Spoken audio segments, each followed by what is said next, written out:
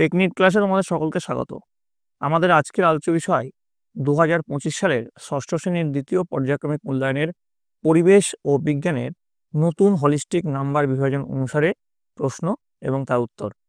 তোমাদের এই পরীক্ষায় পূর্ণমান থাকবে 50, সময় পাবে তোমরা 1 ঘন্টা 30 মিনিট। তোমাদের এই পরীক্ষাটি আগামী আগস্ট মাসে অনুষ্ঠিত হবে। তোমাদের এই সেটটি পরীক্ষার আগে শেষ সেট হতে চলেছে। তোমাদের এখানে যে আমি শুধুমাত্র প্রশ্নোত্তর নিয়ে আলোচনা করব তা নয়, তোমাদের এই প্রশ্নোত্তর শেষে আমি তোমাদের চ্যাপ্টারের সাজেশনগুলো দেবো। তাই জন্য এই ভিডিওটা মন দিয়ে শেষ অবধি তোমরা দেখবে। আগে দেখে নিই তোমাদের সিলেবাসে ঠিক কোন কোন চ্যাপ্টার রয়েছে। দেখো, তোমাদের সিলেবাসে যে চ্যাপ্টারগুলো রয়েছে: শিলা ও খনিজ পদার্থ, মাপযোগ বা পরিমাপ, বল ও শক্তির প্রাথমিক ধারণা, তরল ও গ্যাসীয় পদার্থের স্থিতি ও গতি, আর মানুষের শরীর। এই কটা চ্যাপ্টার তোমাদের রয়েছে। এবার আমরা চলে আসছি প্রশ্নোত্তর পর্বে। দেখো, প্রথমে যে প্রশ্নটি রয়েছে সঠিক উত্তরটি নির্বাচন করে লেখো। প্রথম যে প্রশ্ন, মানুষের হৃদস্পন্দন মিনিটে কতবার হয়? উত্তর যেটা তোমরা লিখবে, উত্তর হচ্ছে 72 থেকে 80 বার। বি হচ্ছে সঠিক উত্তর। পাললিক শিলা হলো, দেখো অপশন কি আছে: বেলে পাথর, পিউমিস, ব্যাসাল্ট নাকি গ্রানাইট। তো সঠিক উত্তর যেটা হবে সেটা হচ্ছে বেলে পাথর। পরের প্রশ্নে চলে যাব। লোহার আকরিক হলো, সঠিক যেটা উত্তর হবে সেটা হচ্ছে হেমাটাইট। পরের প্রশ্ন 4-এরটা দেখো। 4-এ চলে আসছি। উদ্ভিদের বৃদ্ধি পরিমাপক যন্ত্রটি হলো, এখানে যে সঠিক উত্তরটা হবে সেটা হচ্ছে ক্রেস্কোগ্রাফ। ঠিক আছে। পরের প্রশ্ন, এসআইতে চাপের একক হলো, এসআই পদ্ধতিতে চাপের একক তোমাদের এখানে জানতে চেয়েছে। এখানে যে সঠিক উত্তর সেটা হচ্ছে পাস্কাল। পরের প্রশ্ন 6 নম্বর, সৌরশক্তি খাদ্যের মধ্যে যে শক্তিরূপে আবদ্ধ থাকে, কোন শক্তিরূপে আবদ্ধ থাকে সেটা জানতে চেয়েছে। তো এখানে সঠিক হচ্ছে রাসায়নিক শক্তি। তারপর দেখো, জীবাশ্ম ঘটিত জ্বালানি নয়, এর মধ্যে কোনটা জীবাশ্ম ঘটিত জ্বালানি নয়? সেটা হচ্ছে গোবর গ্যাস। তারপরে দেখো, বলের এসআই একক, বলের এসআই একক জানতে চেয়েছে। বলের এসআই একক যেটা, সেটা তোমাদের এখানে হবে নিউটন।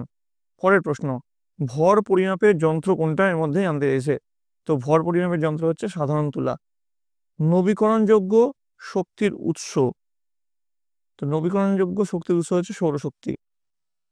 11 নম্বর, প্রথম শ্রেণীর খাদক কোনটা? এর মধ্যে প্রথম শ্রেণীর খাদক হচ্ছে ছাগল, এরাই ঘাস খায়। তারপরে দেখো 12 নম্বর। 12 নম্বর হচ্ছে তামা ও টিন যে সংকর ধাতুর উপাদান, তার নাম হলো, উত্তর হচ্ছে ব্রোঞ্জ। আশা করি তোমরা সবাই বুঝতে পেরেছো।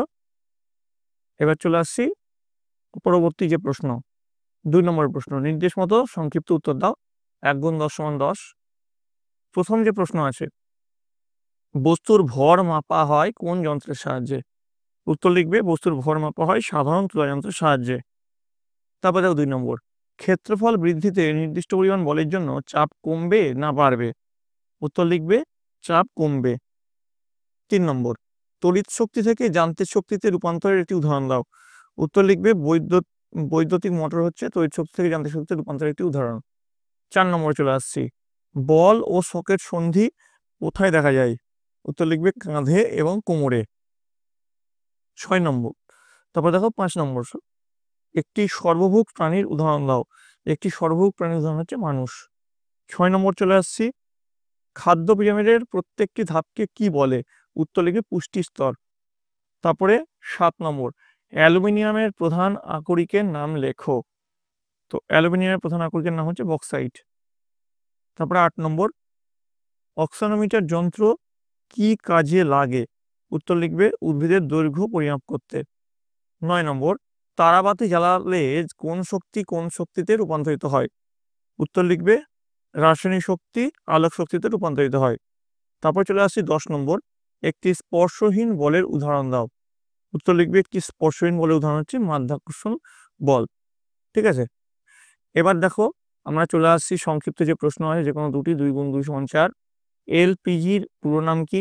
সিএনজির প্রধান উপাদান কোনটি? তাপ ও উষ্ণতা কোন কোন যন্ত্রের মাধ্যমে মাপা হয়? সব আকরিকই খনিজ? দেখো, এখানে কিছু হবে না, এখানে কিন্তু হবে। ঠিক আছে। তাহলে হচ্ছে সব আকরিক খনিজ, কিন্তু সব খনিজ আকরিক নয়। ব্যাখ্যা করো। তারপরে দেখো 4-এর দাগে যেটা আছে, নিচের প্রশ্নগুলির উত্তর দাও, যে কোনো 8টি। প্রথম ও দ্বিতীয় শ্রেণীর খাদক তাকে বলে? উদাহরণ দাও। বার্নৌলির নীতিটি লেখো। গতিশক্তি কাকে বলে? টেন্ডন ও লিগামেন্ট কি? লোহিত রক্তকণিকা ও অনুচক্রিকার কাজ কি?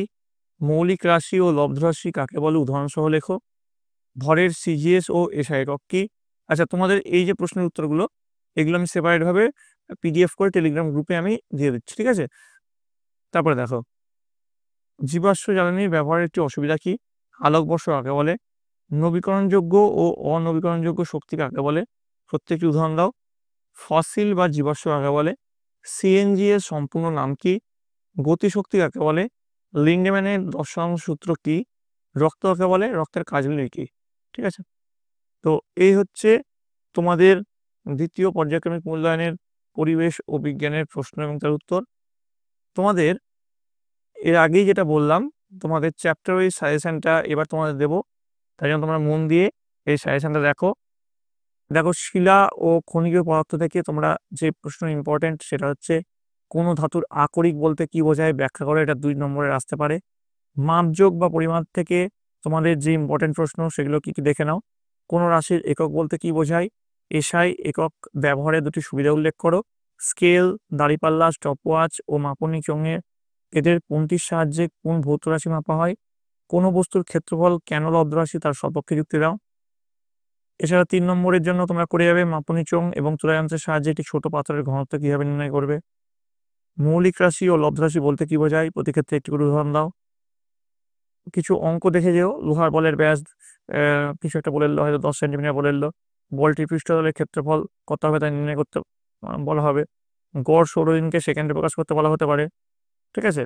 তারপরে একটা টেবিলের দৈর্ঘ্য প্রস্থ দিয়ে দেবে, টেবিলের ক্ষেত্রফল নির্ণয় করতে বলা হতে পারে, ঠিক আছে। এই গেল হচ্ছে মাপযোগ বা পরিমাপের ইম্পর্টেন্ট প্রশ্ন। তারপরে যে চ্যাপ্টার আছে বল ও শক্তির প্রাথমিক ধারণা, সেখানে তোমরা কোনগুলো ইম্পর্টেন্ট করে যাবে দেখো। খাদ্য পিরামিডের একটি পুষ্টিস্তর থেকে পরবর্তী পুষ্টিস্তরে খাদ্যের মাধ্যমে যতটুকু শক্তি যায় তার বেশিরভাগ খাদ্য প্রাণীদের দেহে সঞ্চিত থাকে না, তাহলে শক্তির বেশিরভাগ কোথায় যায়, ঠিক আছে। তারপরে খাদ্য শৃঙ্খল বলতে কি বোঝায়, খাদ্য জাল বলতে কি বোঝায়। তারপরে 10% সেটা তো বললাম তোমাদেরকে, ঠিক আছে। তারপরে বল বলতে কি বোঝায়, এটা 3 নম্বরের প্রশ্নের মধ্যে। সমস্ত জীবাশ্ম জ্বালানির মূলে আছে সূর্যের শক্তি, এটাও তোমাদেরকে করালাম, ঠিক আছে। কয়লায় আবদ্ধ শক্তির মূল উৎস সূর্য, সেটা ভালো করে করবে। শক্তির নির্ধারণ সূত্র বলতে কি বোঝো, খুব ইম্পর্টেন্ট প্রশ্ন, ভালো করে করে যাবে। তারপরে যে তোমাদের চ্যাপ্টারটা আছে তরল ও গ্যাসীয় পদার্থের স্থিতি ও গতি, এখান থেকে তোমরা ভোঁতা ছুরিতে সবজি কাটা শক্ত, এটা ভালো করে করে যাবে কেন। বার্নৌলির নীতি ভালো করে করে যাবে। তারপরে তোমাদের যে জীবন বিজ্ঞানের পার্ট আছে মানুষের শরীর, এখান থেকে তোমরা যেটা ইম্পর্টেন্ট করবে সেটা হচ্ছে জল বা খাবারে মিশে থাকা জীবাণুদের ধ্বংস করার জন্য আমাদের শরীরে কি কি ব্যবস্থা আছে। টেন্ডনের কাজ কি? মানবদেহে কি হয় ফুসফুস থেকে বিশুদ্ধ রক্ত বামিলায় পৌঁছায়। অস্থির কাজ কি, রক্তের কাজ কি, এগুলো 3 নম্বর প্রশ্ন। তারপরে তোমাদের দেহভর সূচক যেটা বিএমআই, সেটা নির্ণয় করতে দিতে পারে, যে বলে দিতে পারে তোমার বন্ধুর ওজন হয়তো 60 কেজি বা 50 কেজি, আর উচ্চতা বলে দিতে পারে 4.5 ফুট বা 4 ফুট, তোমার বন্ধুর দেহভর সূচক নির্ণয় করো, ঠিক আছে। মানব দেহের নানা কারণে অস্বাভাবিক বিকাশ ঘটতে পারে, এই কারণগুলি কি কি সেটা আসতে পারে পরীক্ষায়। রক্তরসের কাজগুলি আসতে পারে, রক্তের কাজ কি আসতে পারে, ফুসফুসের কাজ কি আসতে পারে, ধমনী ও শিরার পার্থক্য আসতে পারে, ঠিক আছে। এইগুলো হচ্ছে খুব ইম্পর্টেন্ট প্রশ্ন, ভালো করে কিন্তু তোমরা করে যাবে। তো এই ছিল তোমাদের দ্বিতীয় পর্যায়ক্রমিক মূল্যায়নের প্রশ্নোত্তর পর্ব। তোমরা ভালো করে পড়ে যেও। তোমাদের যদি এই ভিডিওটা ভালো লেগে থাকে অবশ্যই কিন্তু লাইক করতে ভুলবে না। আর তোমরা কে কোথা থেকে দেখছো অবশ্যই কিন্তু কমেন্টে জানাবে। তোমরা সবাই ভালো থাকবে, তোমরা সবাই সুস্থ থাকবে।